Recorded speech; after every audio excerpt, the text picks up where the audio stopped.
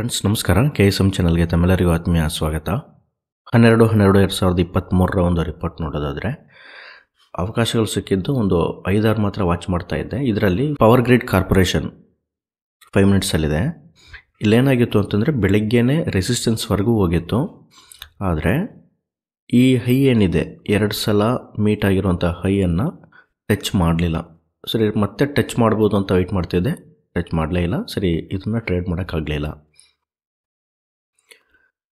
ಎರಡನೇದು DLF ನೋಡೋದಾದರೆ ಒಂದು ಸಲ ಬ್ರೇಕ್ ಆಯಿತು. ಬ್ರೇಕ್ ಆದಮೇಲೆ ನೆಕ್ಸ್ಟು ಇನ್ನೊಂದು 5 ಮಿನಿಟ್ಸಲ್ಲಿ ಇಲ್ಲಿಂದ ಒಂದು ಡೋಜಿ ಹಾಕಿದ್ಮೇಲೆ ಫುಲ್ ಡೌನ್ ಆಯಿತು. ನಮ್ಮ ಪ್ರೀವಿಯಸ್ ಸಪೋರ್ಟ್ವರೆಗೂ ಬಂದಿದೆ.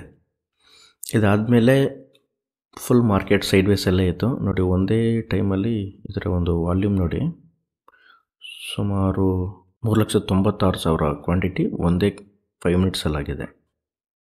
ಅದರಲ್ಲಿ ಯಾವುದೇ ಇಂಪ್ಯಾಕ್ಟ್ ಆಗಲಿಲ್ಲ ಚಾರ್ಟಲ್ಲಿ.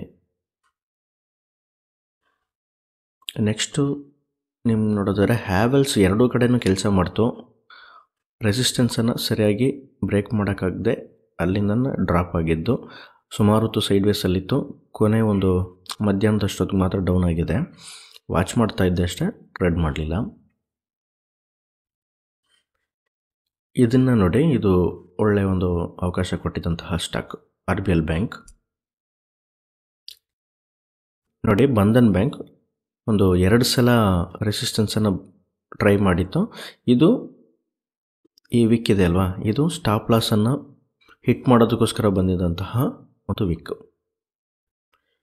ಸೆಲ್ಲರ್ಸ್ ಏನು ಮಾಡಿರ್ತಾರೆ ಅಂತಂದರೆ ಈ ಜಾಗದಲ್ಲಿ ಸೆಲ್ ಮಾಡಬೇಕು ಅಂದರೆ ಇಲ್ಲಿ ಮಾಡಿದಾಗ ಏನು ಮಾಡಿರ್ತಾರೆ, ಇವರ ಒಂದು ಸ್ಟಾಪ್ ಲಾಸ್ಗಳೆಲ್ಲ ಇಲ್ಲಿ ಇರ್ತವೆ. ಸರಿ, ಇಲ್ಲಿರುತ್ತೆ ಅಂತಂದರೆ ಇಲ್ಲಿ ಸೆಲ್ ಮಾಡಿ ಇಲ್ಲಿ ಬೈ ಮಾಡೋದಕ್ಕೆ ರೆಡಿ ಇದ್ದಾರೆ. ಇಲ್ಲಿ ಆರ್ಡರ್ಸ್ ಜಾಸ್ತಿ ಇರುತ್ತೆ. ಅವ್ರು ಏನು ಮಾಡಿದ್ದಾರೆ ಅಂತಂದರೆ, ದೊಡ್ಡ ಪ್ಲೇಯರ್ಸ್ ಏನು ಮಾಡಿದ್ದಾರೆ, ಇಲ್ಲಿಗೆ ಹೋಗಿ ಇಲ್ಲಿ ಮಾರಿದ್ದಾರೆ. ಇಲ್ಲಿ ಮಾರೋದ್ರ ಬದಲು ಇಲ್ಲಿ ಮಾರೋದು ಜಾಸ್ತಿ ಅಲ್ವಾ, ಜಾಸ್ತಿ ಬೆಲೆಗೆ ಮಾರೋದು ಅವ್ರಿಗೆ ಬೆಟರ್ ಅಲ್ವಾ. ಅದಕ್ಕೋಸ್ಕರ ಸ್ಟಾಪ್ ಲಾಸನ್ನು ಹಿಟ್ ಮಾಡೋದಕ್ಕೋಸ್ಕರ ಹೋಗ್ತಾರೆ.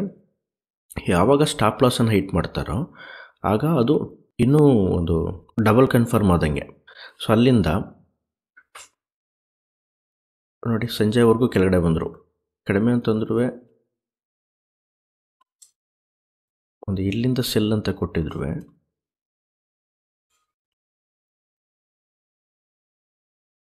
ಈ ನಮ್ಮ ಪ್ರೀವಿಯಸ್ ಸಪೋರ್ಟ್ ಎಲ್ಲಿದೆಯೋ ಅಲ್ಲಿವರೆಗೂ ಬರ್ಬೋದು. ಟಾರ್ಗೆಟು 2% ಇದೆ. ಅದಲ್ಲದೆ RBL ಬ್ಯಾಂಕ್ ಅಷ್ಟೇ, ಒಂದೇ ಸಲ ಒಂದು ಈ ಶೂಟಿಂಗ್ ಸ್ಟಾರ್ ಬಂದ ತಕ್ಷಣ ಅಲ್ಲಿಂದ ಡ್ರಾಪ್ ಆಗಿದ್ದು ಸಂಜೆವರೆಗೂ ಬರ್ತಾನೆ ಇತ್ತು. ನಮ್ಮ ಪ್ರೀವಿಯಸ್ ಸಪೋರ್ಟ್ವರೆಗೂ ಆರಾಮಾಗಿ ಬಂದಿದೆ.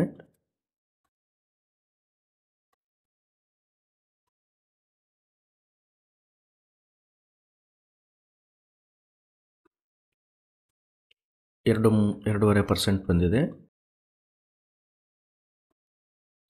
ಫೆಡ್ರಲ್ ಬ್ಯಾಂಕ್ ಮಾತ್ರ ಒಂದು ಸಲ ಟ್ರೈ ಮಾಡಿದ್ಮೇಲೆ ಇಲ್ಲಿಂದ ಬೈ ಮಾಡಿದರೆ ಕಷ್ಟ ಆಗ್ತಾಯಿತ್ತು, ಯಾಕೆಂದರೆ ಸ್ಟಾಪ್ ಲಾಸ್ ಇಟ್ಟಾಗೋದು. ಅದಾದಮೇಲೆ ಬ್ರೇಕ್ ಆದಮೇಲೆ ಮತ್ತೆ ಇಲ್ಲಿ ರೀಟೆಸ್ಟ್ ಮಾಡಿದ ತಕ್ಷಣ ಮತ್ತೆ ಕೆಳಗಡೆ ಬಂತು. ಇಲ್ಲಿ ಟ್ರೇಡ್ ಮಾಡಿದರೂ ಸ್ಟಾಪ್ ಲಾಸ್ ಇಟ್ಟಾಗಿರುತ್ತೆ. ಫ್ರೆಂಡ್ಸ್, ಇದು ಮಾತ್ರ ಅಂದರೆ ನೆನ್ನೆ ದಿನ ನಾನು ಸೆಲೆಕ್ಟ್ ಮಾಡಿದಂತಹ ಸ್ಟಾಕ್ಸ್. ನೀವು ಎಲ್ಲ ಸ್ಟಾಕ್ಸನ್ನು ಸೆಲೆಕ್ಟ್ ಮಾಡೋಕ್ಕೆ ಹೋಗಬೇಡಿ. ಆ ಚಾರ್ಟ್ಗಳನ್ನು ನೋಡಿ, ಹಿಂದಿನ ದಿನದ ಚಾರ್ಟನ್ನು ನೋಡಿ, ಒಂದು ಕ್ಲಿಯರ್ ಪಿಕ್ಚರ್ ಸಿಕ್ಕಿದಾಗ ಮಾತ್ರ ಅದನ್ನು ಮಾತ್ರ ವಾಚ್ ಮಾಡಿ. ಯಾಕಂತಂದರೆ ಇರುವಂತಹ ಎಲ್ಲ ಸ್ಟಾಕಲ್ಲೂ ಕೆಲಸ ಮಾಡುತ್ತೆ ಅಂತಂದರೆ ಖಂಡಿತ ಮಾಡಲ್ಲ.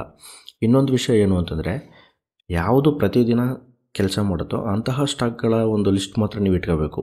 ಎಲ್ಲ ಸ್ಟಾಕ್ಗಳಲ್ಲಿ ನೋಡೋಕೆ ಹೋದರೆ ಇಲ್ವಲ್ಲ, ಈ ಸ್ಟ್ರಾಟಜಿನೂ ಕೆಲಸ ಮಾಡಲ್ಲ ಅಂತ ನೀವು ಅಂದ್ಕೊಂಡ್ರೆ ಏನೂ ಮಾಡೋಕ್ಕಾಗಲ್ಲ. ಯಾಕಂತಂದರೆ ಯಾವುದೇ ಸ್ಟ್ರಾಟಜಿಯಲ್ಲಿ ಕೆಲಸ ಮಾಡಲ್ಲ. ರೀಟೇಲರ್ಸ್ ಚಾಪೆ ಕೆಳಗಡೆ ಇದ್ದರೆ, ಇನ್ಸ್ಟಿಟ್ಯೂಷನಲ್ ಪ್ಲೇಯರ್ಸು ರಂಗೋಲಿ ಕೆಳಗಡೆ ಇರ್ತಾರೆ. ಅದನ್ನು ನೆನ್ಪಿಟ್ಕೊಳ್ಳಿ. ಎಲ್ಲರಿಗೂ ಶುಭ ಆಗಲಿ. Thank you friends.